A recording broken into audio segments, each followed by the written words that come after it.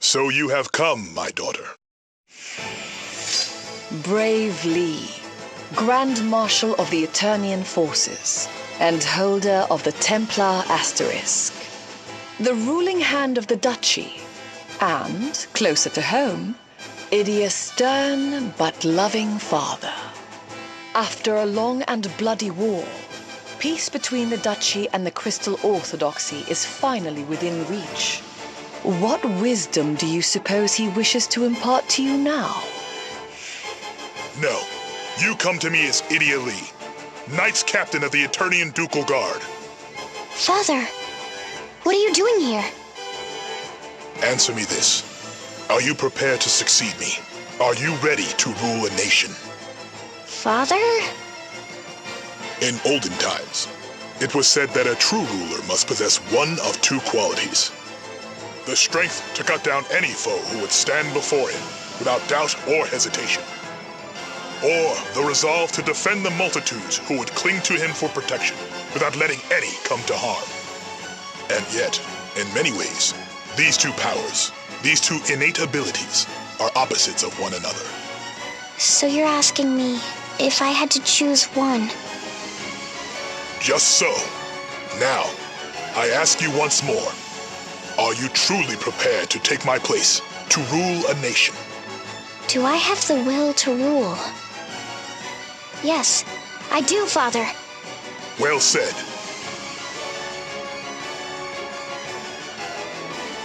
Now, I would know what you believe. Which of these two qualities would you value most were you to rule? Would you choose the power to cut down your foes? If so, go to Everlast Tower and retrieve the Grand Marshal's sword. Or would you value the power to protect your subjects? Then visit the Central Command Dungeon and retrieve the Grand Marshal's shield. The Grand Marshal's sword from Everlast Tower, or the Grand Marshal's shield from the dungeons of Central Command? When you appear before me as a true ruler, and only then, I shall share with you all that is mine to share. Yes, Father. Understood, Grand Marshal, sir. Idia Lee, Knights Captain of the Ducal Guard, will not let you down. Well spoken, my daughter. Now go, and be strong. I shall await you in the Cave of Vestments. Seek me out when you have found your answer.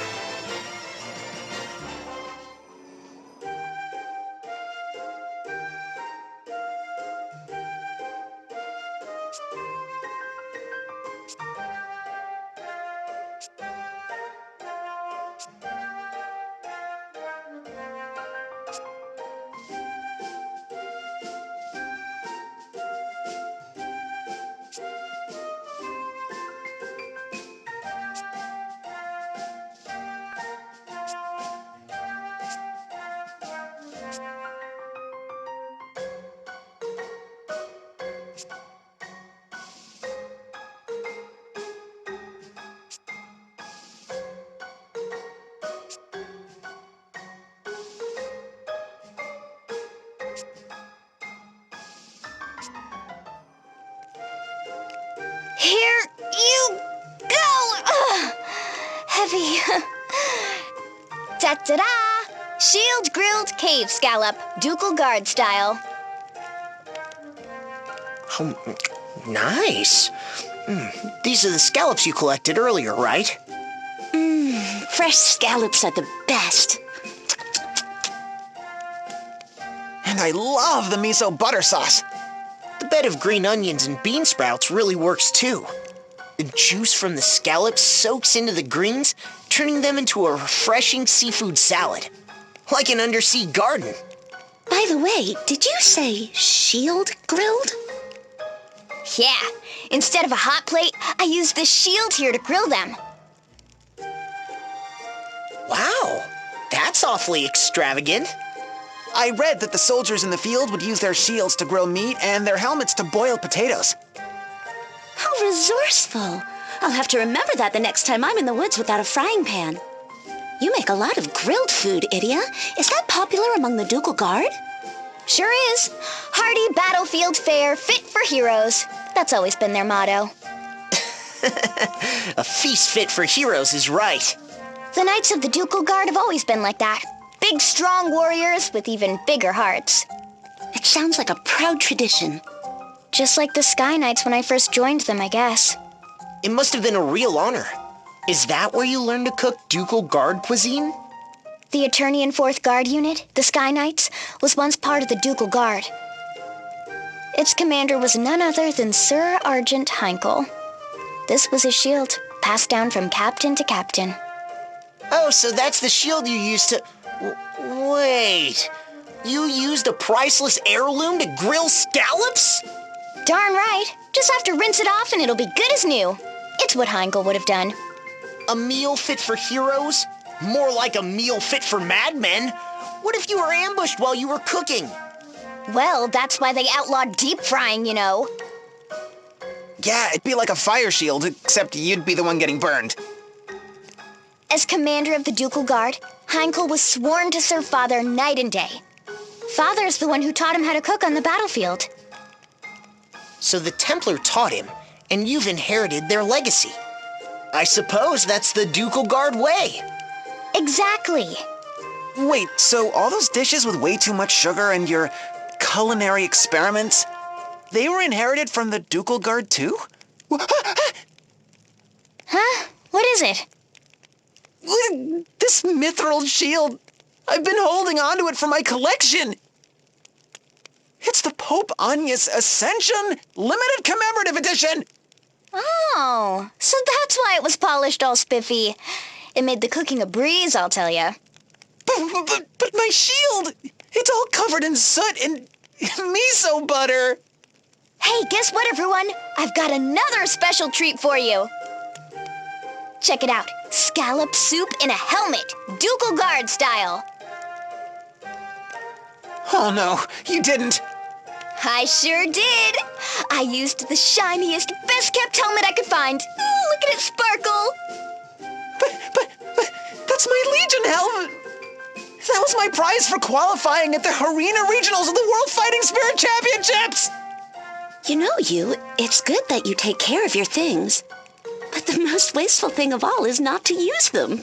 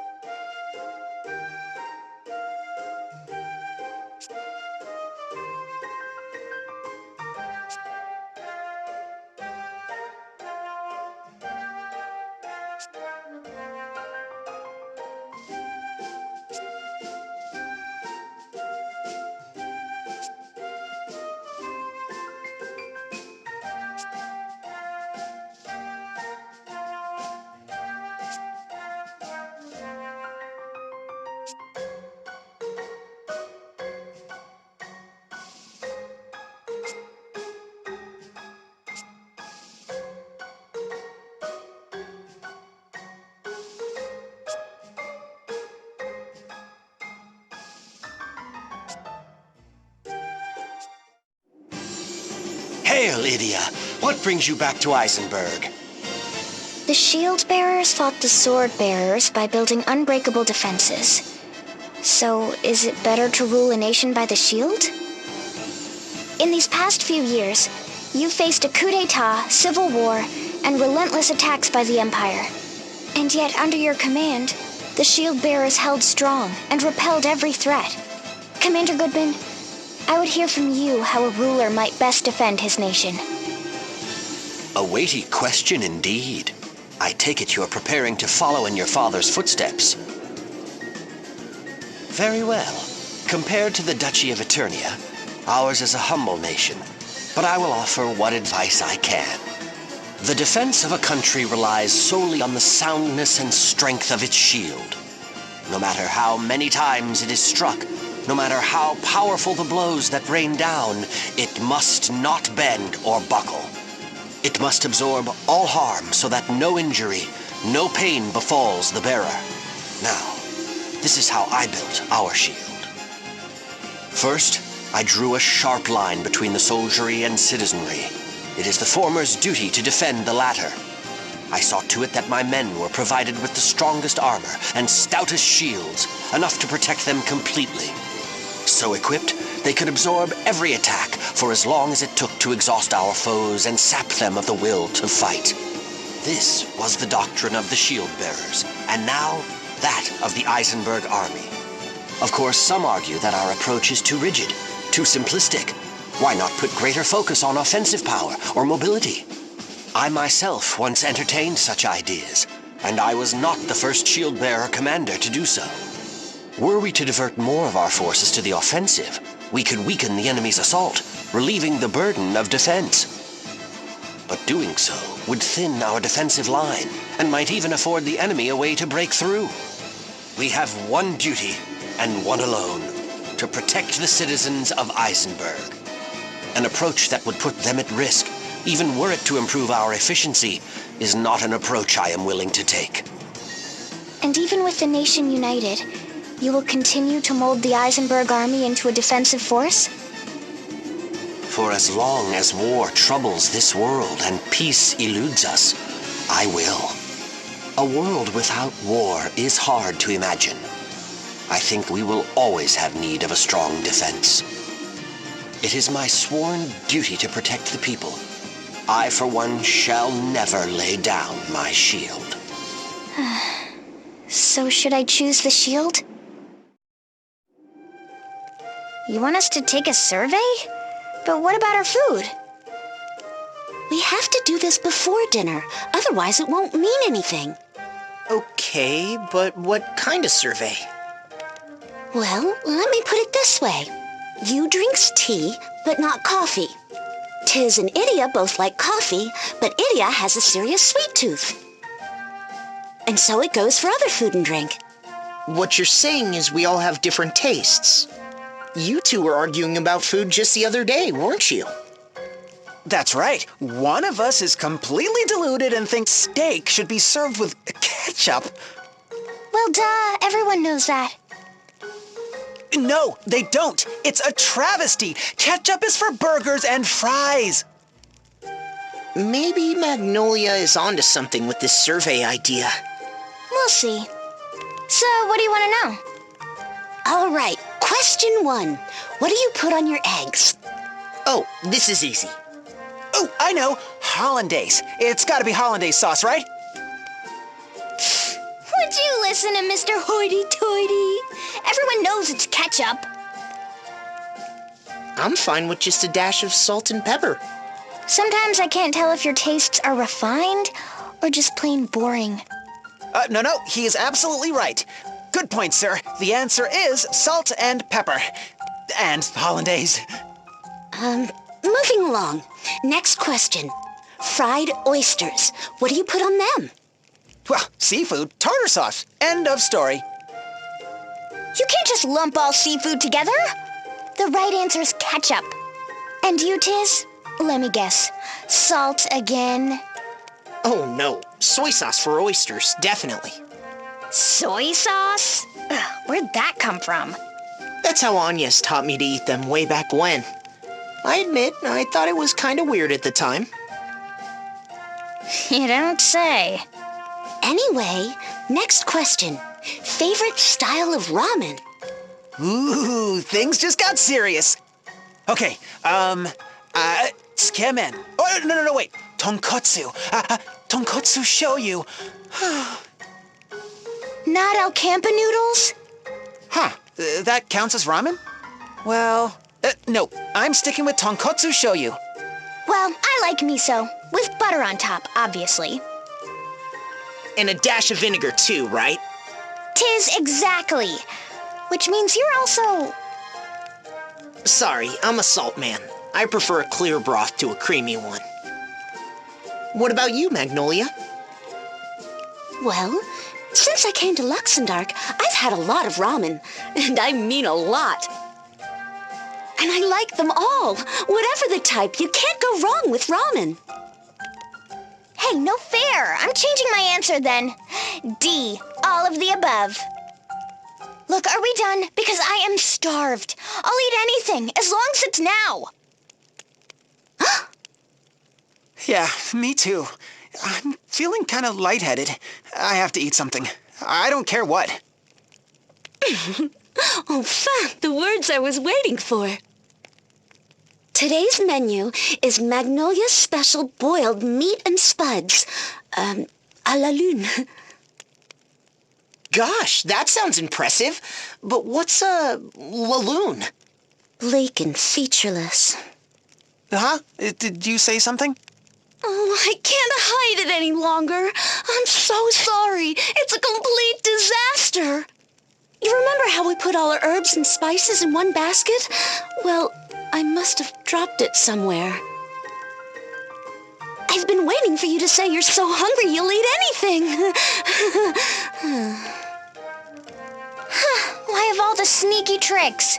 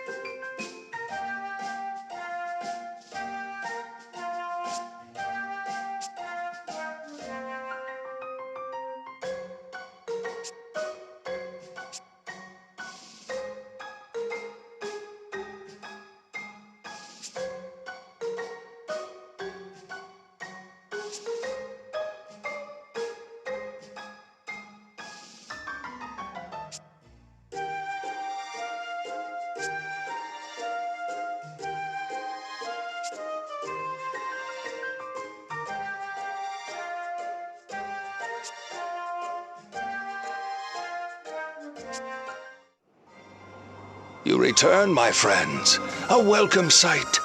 What brings you back to the home of the Sagitta?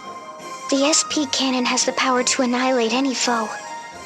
If a strong sword is truly needed to rule a people, the Sagitta would know.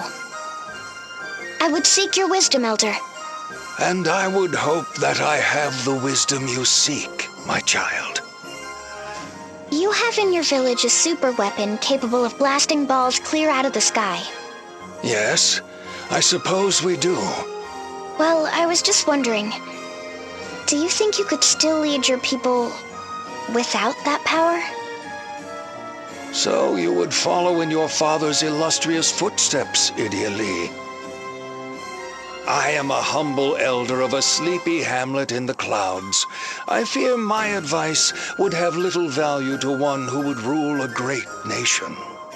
But I will answer you. Yes, the SP cannon is a weapon with the power to destroy our mortal foe. Such power might seem excessive and unbefitting our small mountain village. And yet there are Baals everywhere, and they threaten not just our people, but all who live in this world. Left unchecked, these fiends would destroy humanity, and we have the power to stop them. Whether this power is essential to govern my people, I cannot say, but it is a power that I would be a fool to relinquish. But what if someone tried to use this great power for evil? What then? This is, of course, a danger. Why, even used in good faith, an artifact of such power can have unforeseen and terrible consequences. But if we rejected this power out of fear, then what would happen to this world? Our foes would still be there, and who would hold them in check? When confronted with an unrelenting foe, what responsible leader would not take weapon in hand and destroy them? Your mind hears my words, yet your heart remains unconvinced. No, it's not that. It's just... It is all right, child. It is good to doubt. The question of how best to rule a nation is one with no easy answer. Maybe the sword is the answer.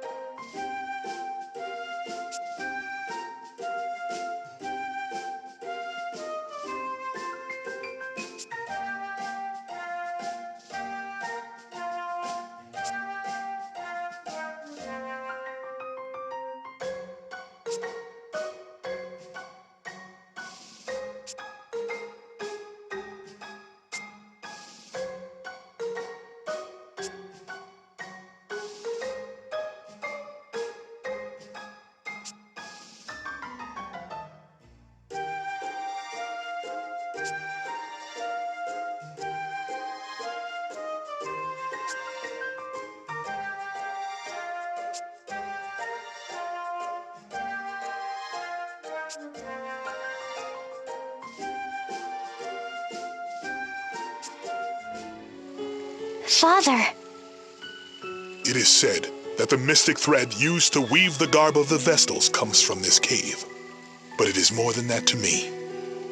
This is where your mother and I were once sheltered by the sage of Yoyana. It is the place where we were blessed with a strong, beautiful daughter. And the place where I made my resolve to take back this nation and rule it by my own ideals. Even seeing the faces of the multitudes who had rallied to our cause, our hearts still wavered. Dare we pitch our outnumbered forces against a great religious order, with the power of the crystals at their command? Dare we did.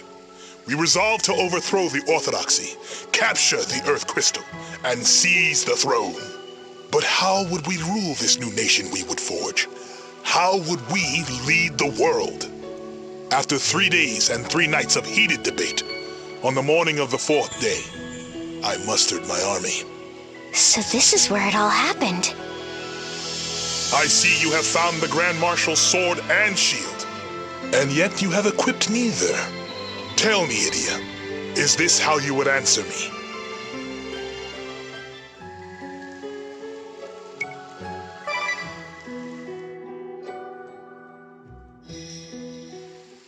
That's right. This is my answer. Explain yourself.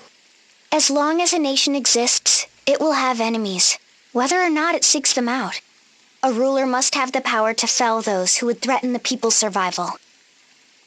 This is why I sought the Grand Marshal's sword. And every nation has people within its borders, a citizenry that it must protect. To keep its subjects from harm, a ruler must carry a strong, sturdy shield. So, I sought out the Grand Marshal's shield. But when I took these 2 great relics, sword and shield, into hand, I suddenly felt afraid. You wielded a mighty sword and a stout shield, yet grew fearful. Intriguing. I thought back to what I had seen in my travels across the realm, and to what I had read in the histories. Stories of men who claimed power to slay their foes, but who forgot the ones they loved, and whose hearts grew cold.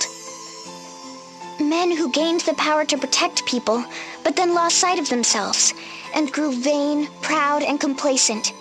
They put too much faith in the power they'd achieved. It became all-consuming. It was all they cared about. That was what I was afraid of. Justice must be supported by might and authority. But when it is delivered at the point of a sword, it is not but coercion. You are right to fear power. Yes, even power sought in pursuit of justice is not immune from corruption. A stout shield is needed to protect the people in times of war. Yet the true goal should be a world with no need for shields. The noble course is to believe in the ideal. Find that stout shield, yes, but do not bear it. The little bird who left our nest has returned on the strength of her own wings. Along the way you were lost, injured and betrayed.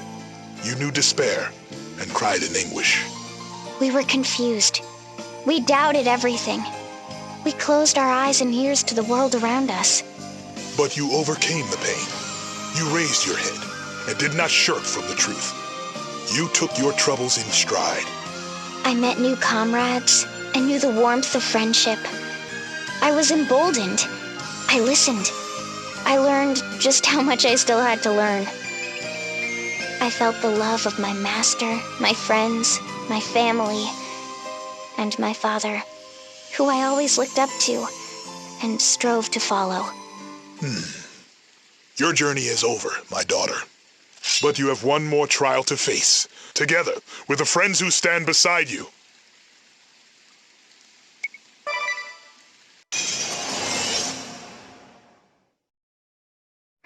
I am Braev Lee, Grand Marshal of Eternia. This is your final trial. I shall spare no effort, offer no mercy. Begin!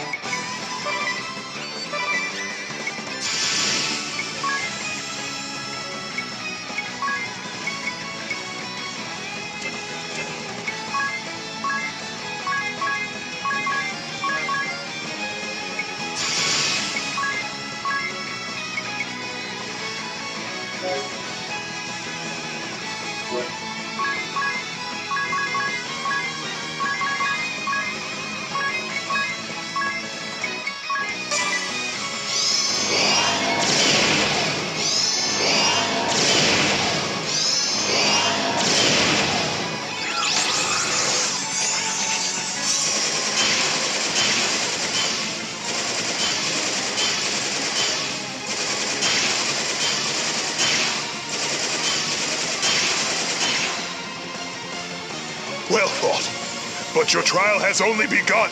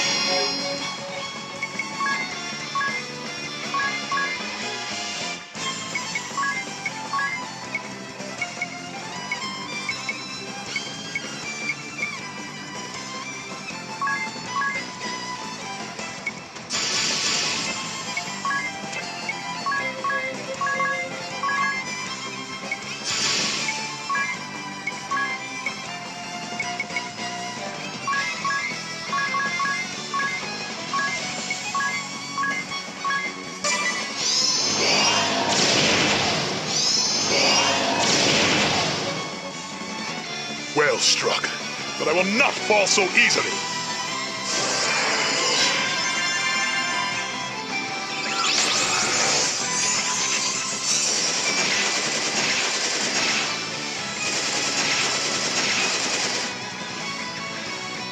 You have grown strong, my daughter.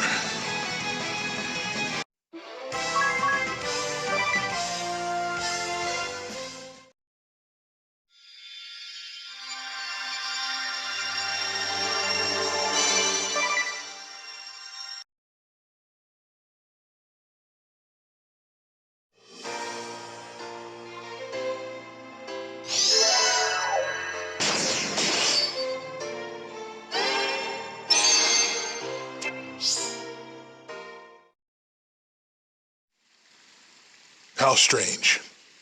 For the first time in my life, I feel no regret or frustration in defeat. Perhaps this is what I had hoped for all along. Father. It is nothing. For being told I might never wield a sword again, this body served me surprisingly well. Now, you must take this. This is the stave of the Grand Marshal of Eternia. He, nay, she who bears it, holds full authority to rule the duchy. Rule Eternia? Me? Yes. You have shown that you possess the strength to cut down your foes, the strength to protect your people, and most of all, the wisdom to know that though you possess both, you need not use either. Go forth and rule in wisdom, Grand Marshal Idia Lee. The future of Eternia, nay, of the world itself, is in your hands. Yes, Father.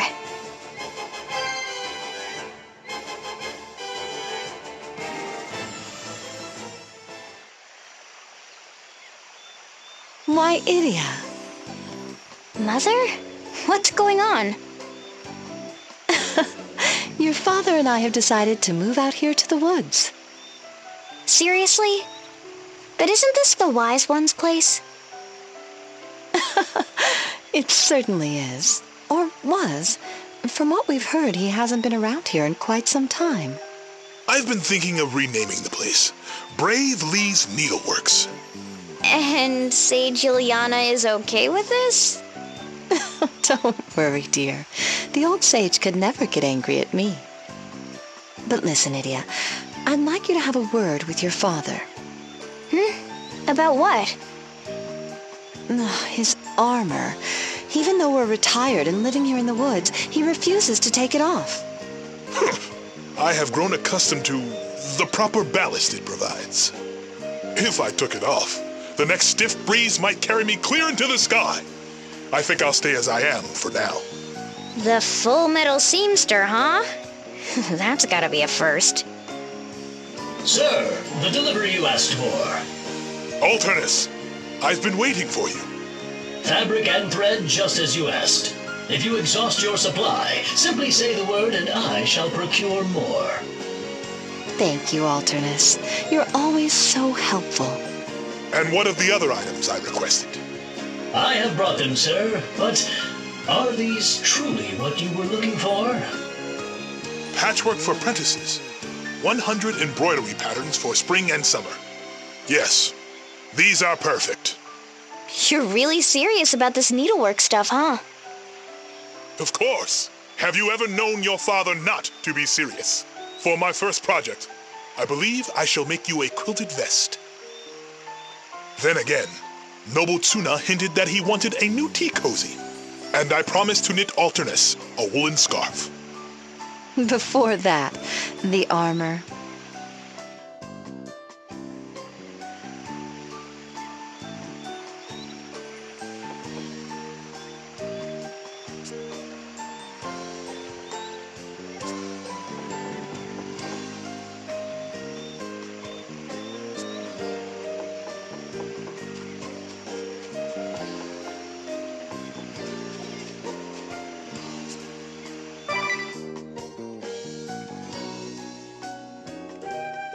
Dinner is served. Finally! I'm so hungry I could eat a horse. It's so tender. This is divine. It's like a little symphony playing in my mouth with every bite. You simply must tell me, Tiz, what is this masterpiece? Meat? Hey, come on, Tiz. Magnolia is asking a serious question. Sorry. How about roasted wild boar with blueberry sauce? The boar shoulder Carl gave us has really aged well. What's the sweet and sour flavor? That's blueberry jam. We had some in the stores, so I used it as a rub for the roast. Oh, right, the stuff I bought but never used. And what's this on the side? This warm risotto-like stuff. Rice, mostly. Tiz, you're doing it again. Oh, sorry. How about, buttered rice porridge with mushrooms and wild vegetables? I picked a bunch of wild mushrooms and roots when we stopped for lunch the other day. I figured they go well with the buttered rice left over from yesterday. Buttered rice? From yesterday? That's right. I used the leftovers from Magnolia's dinner. Tell me, Tiz, do you have a philosophie de la cuisine? Huh? Philo what? A policy. Towards cooking, I mean. Do you have a particular approach? For example, you put lots of effort into presentation. I do? But everything is loaded with garlic, and he sticks to simple dressings like ketchup and brown sauce. She's calling you a one-note cook. What? Come on, Magnolia. Pull some punches, would you? Idia, meanwhile, likes the extremes. Sweet things are super sweet. Spicy dishes get a quadruple dose of pepper. Yep, that's me. Food with a punch. She's not afraid to explore and experiment, which often results in total disasters. That sounds familiar. Remember her charcoal on the half-shell? And the legendary soup of many colors? Look, you have to try new things if you want to improve as a cook. You were trying to improve? But I have to say, there's a certain je ne sais quoi about Tiz's food. It's tasty without being flashy, and it has real depth. It makes me wonder, just what is his philosophy? Where did he learn to cook? I'm pretty sure I don't have a philosophy, and no one ever taught me, per se. I mean, I'm not a gourmet like Idia and you. I don't know about fancy ingredients and dishes. There must be something. Come on, don't be coy. Well, one thing I do believe in is not wasting food. Does that count? Like today, I used the boar meat we got and that extra blueberry jam for the roast. Then I had the idea to use up the leftovers from last night's dinner. We just happened to have the mushrooms and wild plants on hand to dress it up. Magnifique! Tiz, I think you have a wonderful approach to cuisine. It's nothing special. I just hate to see good food go to waste. Now that I think about it, you've never made a bad meal. Your dinners are always just right. Well, I'm not as adventurous as you. I stick with what I know, so I don't mess up all the time. Well, excuse me for trying to spice things up from time to time. Sorry. Oh, that reminds me. I made a totally unadventurous dessert, too. Sweet roasted chestnuts. What? Well, why didn't you say so earlier? Bring it out already. You really are the best, sir.